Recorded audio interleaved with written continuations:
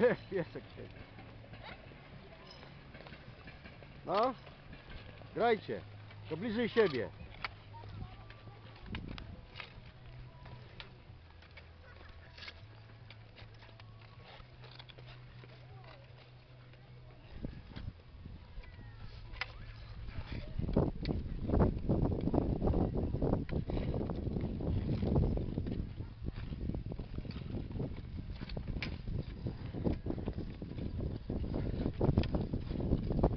Dobra, teraz weźcie te hokejki i do mnie jedźcie razem.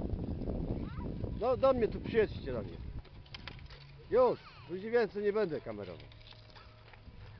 Do mnie, zbliżać się do mnie. Tak. Brawo. No już. Wystarczy. Teraz ja się to tu wyłączyć, tak? Tu?